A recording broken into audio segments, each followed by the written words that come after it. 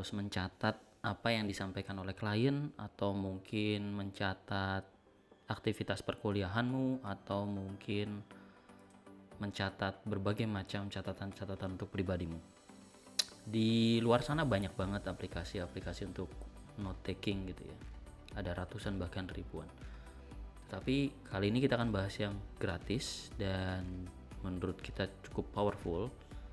Kenapa? Karena secara model dia mendukung banyak user interface, banyak platform yang bisa kita gunakan berulang.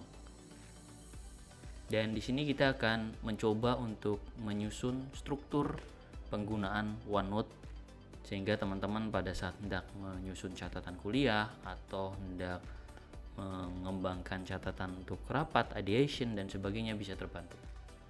Ya, yang harus kalian punya adalah satu aplikasi OneNote yang ini bisa diperoleh gratis. Kemudian teman-teman juga bisa download OneNote-nya di apps seperti Android atau iOS ataupun di tablet gitu ya. Kemudian yang paling penting yang menurut saya kalian harus miliki juga sebuah pen, entah itu Active Pen seperti yang kita punya di Microsoft Surface Pen atau Passive Pen seperti yang dimiliki oleh Samsung Galaxy Tab. Oke, kita mulai ya,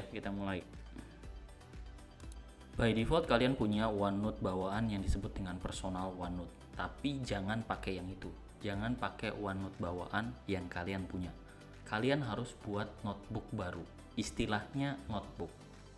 Jadi di OneNote itu ada 3 istilah. Yang pertama adalah notebook seperti personal web, ada section yang disebut dengan quick note, hobby dan sebagainya. Dan kemudian ada pages. Misalnya di sini untitled page. Kita akan buat OneNote atau notebook baru ya. Caranya kita klik home, kemudian kita files, kemudian kita klik new, kemudian kita pilih lokasinya di mana. Kalau ini untuk kuliah pribadi ya kita taruh di OneDrive personal, dan teman-teman begitu milih OneDrive personal, seluruh OneNote ini akan diletakkan di /documents. Tapi nggak bisa dibuka kalau langsung di OneDrive-nya. Bisa dibuka sih nanti pakai OneNote online gitu. Nah, kita akan buat notebook name, misalnya saya akan buat kuliah Magister Manajemen misalnya, seperti itu. Kemudian saya create notebook. Begitu saya create notebook, maka notebook saya dikembangkan atau dideploy, didistribusikan di OneDrive gitu ya. Kita bisa menginvite people kalau kamu pengen kolaborasi dengan teman-teman, atau kalau ini catatan kuliah ya kita akan tidak menginvite people. Jadi catatan kuliah ini bisa kamu share ya kalau kamu orangnya termasuk generous untuk bagi-bagi catatan gitu. Apalagi termasuk orang-orang yang rajin mencatat. Kita pilih not now ya. Setelah sudah memiliki notebook bawaan, berikutnya kita bisa menambahkan section. Di sini ada banyak sectionnya. Sectionnya itu misalnya di sini saya mau menambahkan administrasi kuliah. Administrasi kuliah. Jadi terkait dengan pembayaran, pengumuman penting dan sebagainya.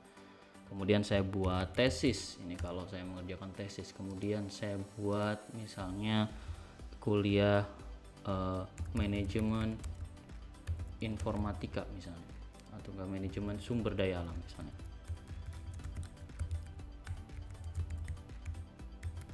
Nah, misalnya seperti itu. Jadi teman-teman bisa menambahkan itu semua ya. Saya tambahkan lagi satu pemrograman dasar. Oke, ini dulu ya. Kemudian setelah kita sudah membuat section yang ada di sini, berikutnya kita bisa menambahkan pages yang ada di bagian bawah. Bicara dengan pages, maka pages ini by default sudah punya tanggal ya, tanggal hari ini. Kemudian kita bisa beri judul, misalnya mengenai pembayaran kuliah ya. Oke. Nah, seperti itu ya, kita sudah punya pembayaran kuliah di sini. Secara otomatis teman-teman bisa melihat perubahan nama yang ada di sini. Kalau saya ubah namanya misalnya administrasi kuliah, maka dia juga akan berubah. Jadi pages itu bisa di set berdasarkan dari sini atau dari sini ya, seperti itu. Kemudian yang paling penting setelah kita sudah bicara pembuatan pages. Ya, kita bisa menggunakan template. Ini yang cukup penting dan sering dilupakan. Jadi kalian nggak usah membuat satu demi satu dan sebagainya. Kita bisa menggunakan template. Cara menggunakan template itu insert, kemudian di sini ada pages template. Ya, kita klik page template, nanti ada banyak pilihan untuk page template gitu ya. Mulai di akademik ya, ada catatan kuliah mendetail, catatan kelas ya dan sebagainya gitu ya, seperti itu. Ada bisnis juga. Nah, ini gambaran umum proyek, catatan rapat, ada genre dekoratif ya. Oke, ada yang lain-lain gitu ya. Misalnya kita ambil dekoratif, saya akan klik. Nah, teman-teman bisa lihat berubah ya. Nah, itu teman-teman bisa lihat berubahnya gayanya gitu ya, seperti itu. Walaupun ini nanti buat baru dia.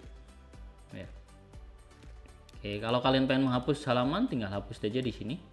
Kemudian dihapus di sini di halamannya. Oke. Nah, itu. Ya, saya di sini mau bicara pembayaran kuliah. Ya.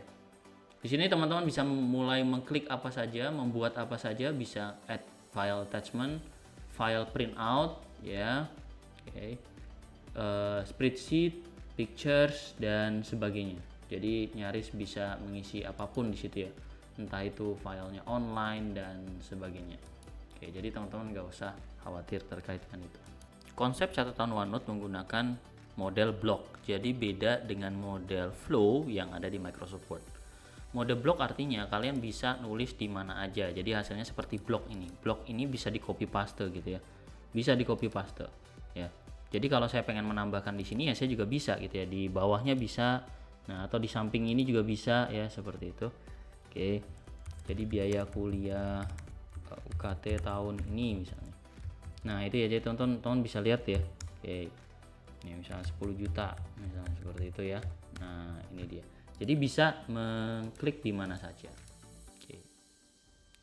Nah yang menarik adalah kalau kita bicara page, selain kita bisa meletakkan di mana saja pagesnya dengan dengan ukuran sebesar apapun ya, kita juga bisa membuat sebuah page baru dengan menambah add page, menambahkan halaman baru. Kemudian kita bisa membuatnya menjadi subpage. Contohnya pembayaran kuliah, kita buat subpage ya. Di sini subpage misalnya biaya praktikum misalnya. Nah, gitu ya. Jadi teman-teman bisa lihat di sini kalau saya buat lagi misalnya biaya KKN misalnya. Biaya KKN. Nah, teman-teman bisa lihat ini pagesnya itu pages jadi collapse ya. Jadi satu bagian. Jadi kalau saya klik ini, set, udah hilang. Tapi kalau saya buat expand, nah itu ya. Misalnya di sini ada biaya pendaftaran, praktikum, wisuda dan lain-lain. Nah, gitu ya. Teman-teman bisa melakukan proses seperti ini.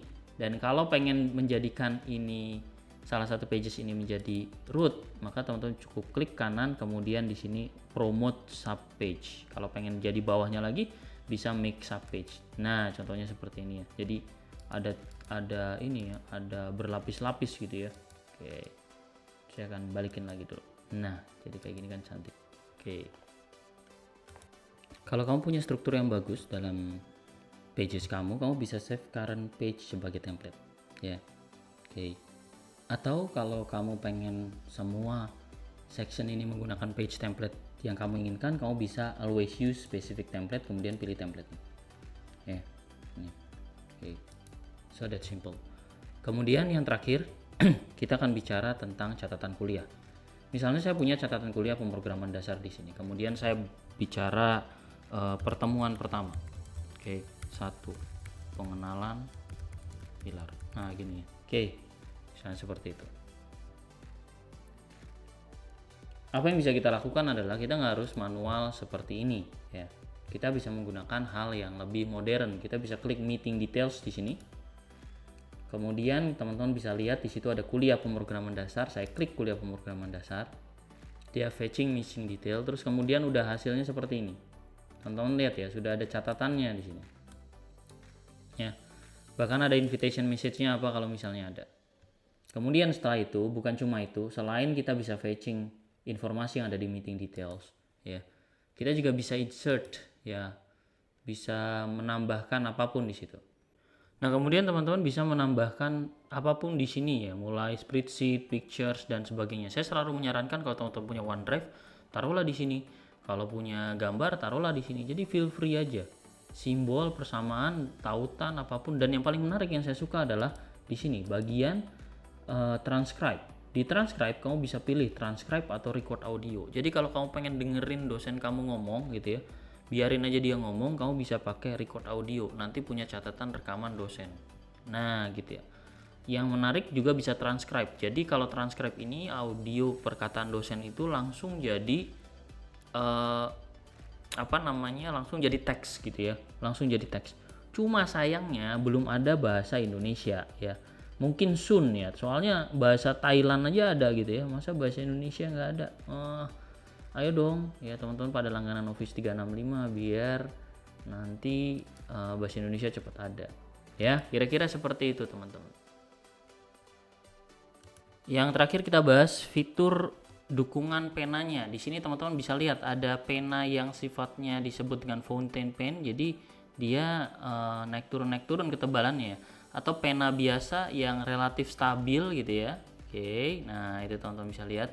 Atau ada juga pensil dan sebagainya ya. Jadi teman-teman bisa banyak pilihan. Penghapus juga ada ya. Kalau misalnya teman-teman menggunakan Surface Pen tinggal dibalikin aja, ada bisa jadi penghapus gitu ya.